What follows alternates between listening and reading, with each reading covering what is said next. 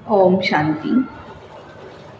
Good morning प्यारे मीठे बाबा के आज सद्गुरुवार के अनमोल महावाक्य सुनते हैं। मीठे बच्चे, योगेश्वर बाप आए हैं तुम्हें राजयोग सिखलाने के लिए। इस योग से ही तुम विक्रमाजित बन भविष्य में विश्व महाराजा विश्व महारानी बनते हो। प्रश्न है, विकर्मों से बचने के लिए कौन सी प्रतिज्ञा याद रखो? उत्तर, मेरा तो एक शिव बाबा, दूसरा न कोई। एक बाप से सच्चा रूहानी लव रखना है, यह प्रतिज्ञा याद रहे तो विकर्म नहीं होगा। माया देह अभिमान में लाकर उल्टा कर्म कराती है। बाबा उस्ताद है, उसे याद कर माया से पूरी युद्ध करो तो हार नहीं हो सकती है। आज का दूसरा प्रश्न है, अपने बच्चों प्रति बाप की कौन सी आश है? उत्तर है, जैसे लौकिक बाप चाहते हैं मैं बच्चों को ऊंच पढ़ाऊं, बेहद का बाप भी कहते हैं मैं अपने बच्चों को स्वर्ग की परी बना दूं। बच्चे सिर्फ मेरी श्रीमत पर चले तो श्रेष्ठ बन जाए। गीत है, तकदीर जगाकर आई हूँ। ओम शांति। मीठे मीठे बच्चे जानते हैं हम अपनी तकदीर नहीं बनाने यहाँ आए हैं। किसके पास? योगेश्वर के पास। सिखलाने वाला है जो ईश्वर परमात्मा, उनके पास। इसको कहते हैं राजयोग। ईश्वर योग सिखलाते कौन सा? हठ योग या राजयोग? हठ योग तो अनेक प्रकार के हैं, यह जिस्मानी योग नहीं है। संन्यासी योग का है तत्व योग, ब्रह्म योग। उनको ईश्वर योग नहीं सिखाते। तुम बच्चे जानते हो परमपिता परमात्मा हमको फिर से कल्प पहले मुआफिक राजयोग सिखलाते हैं। संन्यासी ऐसे कभी नहीं कहेंगे, यह योग कल्प पहले भी सिखाया था और अभी भी सिखला रहा हूँ। तुम बच्चे कह सकते हो वह हठयोगी राजयोग सिखला नहीं सकते हैं। हमको सिखलाने वाला शिव बाबा है, जिसको योगेश्वर कहा जाता है। मनुष्य भूल से श्री कृष्ण को योगेश्वर कह देते हैं। श्री कृष्ण सतयुग का प्रिंस है, वहाँ योग की तो बात ही नहीं है ना। ये बहुत अच्छी पॉइंट समझाने की तरकीब लिखो, सोचो, सीखो। युक्ति से समझा जाता है। तुम्हारा सारा मदार योग पर है। जितना योग में रहेंगे उतना विक्रमाजित बनेंगे। भारत का प्राचीन योग बहुत मशहूर है। यह राजयोग परमपिता परमात्मा के सिवाय कोई भी सिखला न सके, इसलिए इसका नाम योगेश्वर है। ईश्वर ही राजयोग सिखलाते हैं। किसके लिए राजयोग सिखलाते हैं? क्या भारत को राजा ही देते हैं? नहीं, सिर्फ भारत की बात नहीं, तुम बच्चों को सारे विश्व का मालिक बनाने के लिए राजयोग सिखलाते हैं। यह एम ऑब्जेक्ट क्लियर है। ये भल राजाई कोई टुकड़े पर करेंगे, विश्व में तो नहीं करेंगे, परंतु कहने में आता है विश्व के मालिक। तुम बच्चे जानते हो नई दुनिया के लिए हम तकदीर बनाकर आए हैं। सारे विश्व नहीं बन जाते। कैपिटल भारत है। तुम्हारे नए विश्व में भी कैपिटल दिल्ली होगी। उनका नाम भी गाया है परिस्तान। तुम हो ज्ञान परिया। ज्ञान सागर में गोता खाकर मनुष्य से बदल स्वर्ग की परिया बन जाते हो। यह मानसरोवर है ना, कहते हैं वहाँ स्नान करने से मनुष्य परी बन जाते हैं। तुम यहाँ आए हो स्वर्ग की परी बनने के लिए। तुम बादशाही लेते हो, तुम्हारे पास जेवर आदि ढेर होंगे। तुम कहेंगे हम राजयोग सीखते हैं जिससे हम भविष्य में महाराजा महारानी बनेंगे, परंतु अगर श्रीमत पर अच्छी रीति चलेंगे तो ऐसे मत समझना प्रजा में जाने वाले को परी कहेंगे। नहीं, श्रीमत पर दैवी गुण धारण करने हैं। हम सभी बच्चे कर रहे हैं ना दैवी गुण धारण। कितने आए हैं हमारे में, अब चेक करना है। लौकिक बाप का बच्चों में तो मोह रहता है, तो कहते हैं बच्चों को ऊंच पढ़ाओ। ये बाप कहते हैं इन्हों को तो मैं एकदम स्वर्ग की परी बना दूं। श्रीमत पर चलना, जितना चलेंगे उतना श्रेष्ठ बनेंगे। कोई भी तकलीफ नहीं है। साहूकारों को सुनने की फुर्सत नहीं, सिर्फ गरीबों को फुर्सत मिलती है। तुम्हारी जितनी फुर्सत किसको नहीं। जिनको लफड़े ज़्यादा है ना, उनका योग नहीं लग सकता है ना। बहुत सारे बिजनेस में बिजी हो गए हैं, तो ऐसे बच्चों को बाबा कहते योग नहीं लगेगा। आज बाबा बच्चे से पूछ रहा था, तुम जानती हो हम किसके रथ की सेवा कर रहे हैं? घोड़े की संभाल करने वाला समझेगा हम फलाने साहेब के घोड़े की संभाल कर रहे हैं। तुम भी जानते हो किसका रथ है। अगर शिव बाबा को याद कर तुम इस रथ की सेवा करो तो तुम बहुत से अच्छा पद पा सकते हो बहुतों से। ये हुआ रथ। याद तो शिव बाबा को करना है, यह भी याद रहे ना तो भी बेड़ा पार हो जाएगा। बाबा कहाँ के लिए राजयोग सिखलाते? भविष्य नई दुनिया के लिए। और कहाँ सिखाते हैं? संगम पर। श्री कृष्ण कैसे राजयोग सिखाएंगे? वो तो सतयुग की राजाई में था, परंतु वह राजाई किसने स्थापन की? बाबा ने। प्राचीन देवी देवताओं को ऐसा किसने बनाया, किसने राजयोग सिखाया? वह श्री कृष्ण का नाम लेते हैं। बाबा कहते मैं तुम बच्चों को अभी सिखला रहा हूँ, तुम तकदीर जगा कर आए हो भविष्य नई दुनिया ऊंच पद पाने के लिए। बाबा कहते हैं मुझे याद करो तो पवित्र दुनिया का मालिक बनो, और कोई भी उपाय नहीं है। एक तरफ याद करते हैं पतित पावन आओ, दूसरे तरफ नदियों को कहते हैं पतित पावनी। कितनी भूल है, बात छोटी है परंतु मनुष्यों की आंख खोलनी है। बाप जब आते हैं आकर समझाते हैं मैं पतित पावन हूँ, मैं ही तुमको ज्ञान स्नान कराए पावन बनाता हूँ। यह पतित दुनिया है ना। सन्यासी अनेक प्रकार के योग सिखलाते हैं, परंतु राजयोग तो एक ही सिखलाने वाला मैं हूँ। परमपिता परमात्मा को ही पतित पावन कहते हैं, उनको कितना याद करना चाहिए। फिर मैनर्स भी अच्छे होने चाहिए ना। हम 16 कला संपूर्ण बनते हैं तो खान पान भी हमारा शुद्ध होना चाहिए।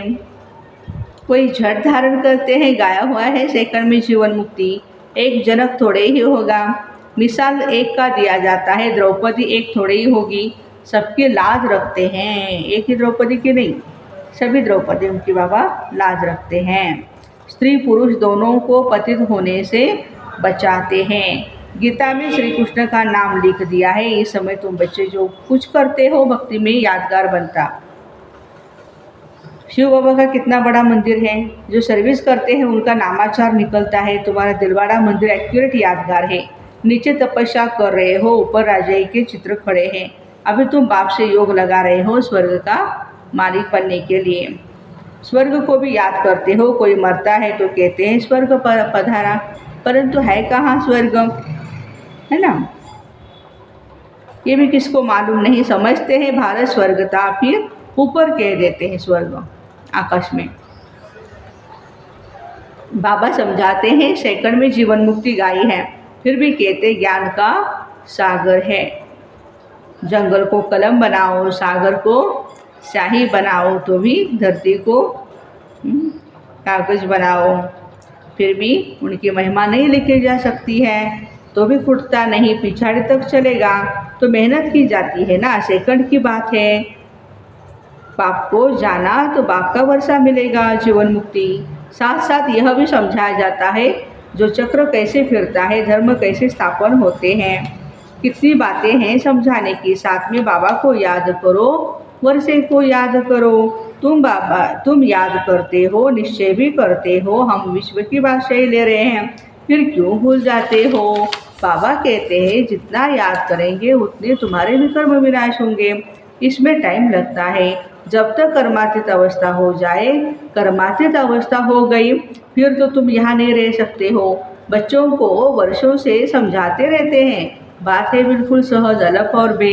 चक्र का राज भी बाप समझाते, बुद्धि में पूरा राज आता है तो फिर औरों को भी समझाना पड़ता है।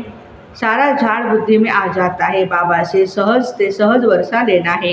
कहते हैं बाबा योग नहीं लगता, माया विकर्म करा देती है। बाबा समझाते हैं बच्चे अगर विकर्म कर लिया फिर तो बहुत पुरुषार्थ करना पड़ेगा।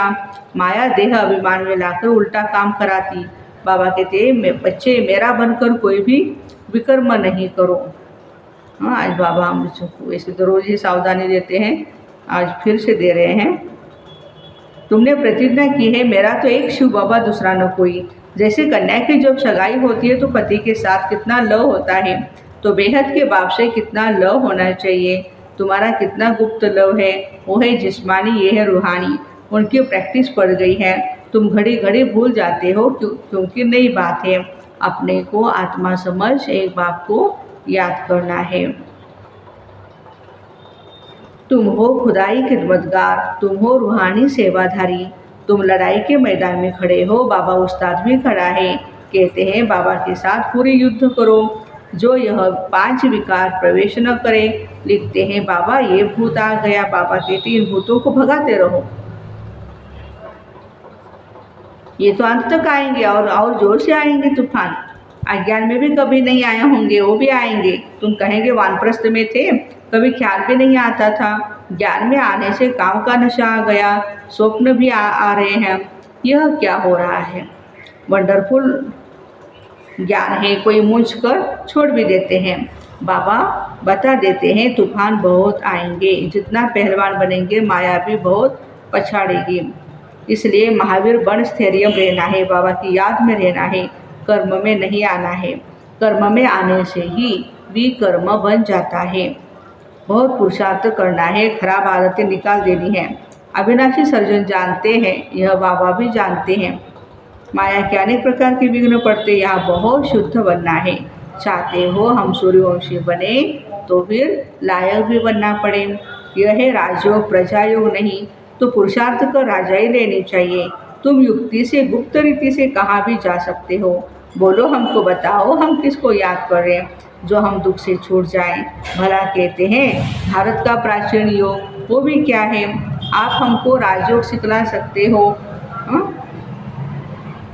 जो हम राजा बने, ऐसे ऐसी बातें करते ज्ञान में ले आना चाहिए। तुम ऐसी पहलवानी दिखाओ जो एक ही बात से उनकी बुद्धि ढीली हो जाए। युक्ति वाले चाहिए। तब आप पूछते इतने सर्विसेबल बने हो? बहुत संभाल रखनी पड़ती है। दुनिया इस समय बहुत ही गंदी है। यह भी एक कहानी है, द्रौपदी के पिछाड़ी कीचक लगे। इसलिए बाबा कहते हैं बहुत बहुत खबरदार रहना है। मूल बात है राजयोग की। किसको यह समझाओ कि राजयोग सिखलाया बाप ने, नाम डाला है बच्चे का। दूसरी यह बात सिद्ध करो कि गीता का भगवान शिव है, जिससे स्वर्ग का वर्षा मिलता है। समझाने की युक्ति चाहिए। तुम्हारी सर्विस है रूहानी, वह सोशल सर्विस भी जिस्मानी करते हैं, वो है जिस्मानी सोसाइटी। और तुम्हारी है रूहानी सोसाइटी। रूह को इंजेक्शन लगता है, तब कहेंगे ज्ञान अंजन सतगुरु दिया, अज्ञान अंधेर विनाश। अब आत्मा की ज्योति बुझी हुई है। मनुष्य जब मरते हैं तो दिवा जलाते हैं, समझते आत्मा अंधेरे में जाएगी। वो तो ज्योति है, स्टार है, लाइट है, प्रकाश है। हाँ, कहाँ है वो अंधियारा? हाँ, ब्रह्म बेहद का अंधियारा है। आधा कल्प आत्मा के अंदर घृत नहीं पड़ा हुआ है। आत्मा की ज्योति बुझ गई है। अब ज्ञान का घृत पड़ने से रोशनी हो जाती है। अब बाबा बच्चों को कहते हैं मामेकम याद करो। यह श्री कृष्ण तो नहीं कह सकते। हम आत्मा भाई भाई है, बाबा से ही वर्षा ले रहे हैं। अच्छा, हम कितना समय याद में रहते हैं? यह चार्ट रखना अच्छा है ना। प्रैक्टिस करते करते फिर वह अवस्था पक्की हो जाएगी। यह युक्ति अच्छी है। सर्विस भी करते रहो और चार्ट भी रखो, फिर उन्नति को पाते रहेंगे। अच्छा, मीठे मीठे सिक्के बच्चों प्रति माता पिता बाप दादा का याद प्यार और गुड मॉर्निंग। रूहानी बाप की रूहानी बच्चों को नमस्ते। हम रूहानी बच्चों की रूहानी माता पिता बाप दादा को याद प्यार, गुड मॉर्निंग और नमस्ते। वाह बाबा वाह, शुक्रिया बाबा शुक्रिया। धारणा के लिए मुख्य सार है कोई भी भूत अंदर प्रवेश न हो, इसकी संभाल रखनी है। कभी भी माया के तूफानों में मूंझना नहीं है। खराब आदतें निकाल देनी है। याद का चार्ट रखना है। साथ साथ रूहानी सेवाधारी बन रूहों को ज्ञान का इंजेक्शन लगाना है। आज का वरदान है कोई भी कार्य करते सदा दिल तक तनसीन रहने वाले बेफिक्र बादशाह भव।